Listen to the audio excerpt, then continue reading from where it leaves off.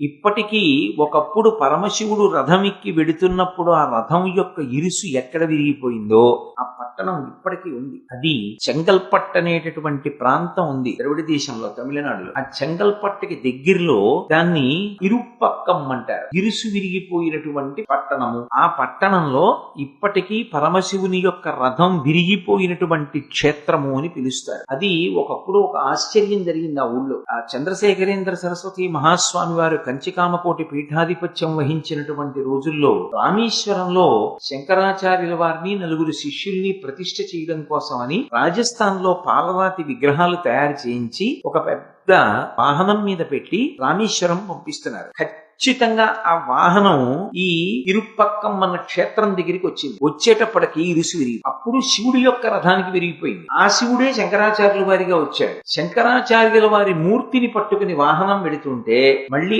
అదే పట్టణం దగ్గర ఇరుసు విరిగి, మూర్తుల్ని కిందకి దింపడానికి లేదు, వాహనాన్ని ఎత్తి ఇరుసు సరిగ్గా బిగించడానికి లేదు, మరమ్మత్తు చేయడానికి. ఎలా అని చంద్రశేఖరేంద్ర సరస్వతి మహాస్వామి వారికి కబురు పంపారు. స్వామివారు అది విని అన్నారు, ఎక్కడ విరిగిపోయింది, ఏ ఊళ్ళో ఆగిపోయింది వాహనం అని అడిగారు. ఈ తిరిగిరుపక్కం అన్న చోట విరిగిపోయింది అన్నారు. ఓ, ఆ ఊళ్ళో విరిగిపోయింది అంటే అక్కడే ఒకప్పుడు పరమశివుడి యొక్క రథం ఇరుసు విరిగిపోయింది. అప్పుడు శివుడి రథానికి విరిగింది. ఇప్పుడు శివుడే శంకరాచార్యుల వారిగా వచ్చాడు. శంకరాచార్యుల వారి మూర్తి వెడుతుంటే మళ్ళీ విరిగింది. 108 కొబ్బరికాయలు నిలబడి కొట్టేయండి, అనుకోకుండా తనంత తాను ఆ ఇరుసు బాగవుతుంది అన్నారు. వెంటనే 108 కొబ్బరికాయలు తెప్పించి ఆ అరుచుపక్కం క్షేత్రంలో విఘ్నేశ్వరుడు యొక్క దేవాలయం ముందు కొట్టారు. కొట్టిన తర్వాత అనుకోకుండా లోపల ఉన్న విగ్రహాలు అలా ఉండగానే ఆ వాహనం యొక్క ఇరుసు బాగు చేయడానికి అవకాశం దొరికింది. అలా బాగు చేశారు. ఇక ఆగలేదు, వాహనం రామేశ్వరం వెళ్ళిపోయి. ఒక్క విఘ్నేశ్వరుడి విషయంలో ఒక చమత్కారం ఉంది.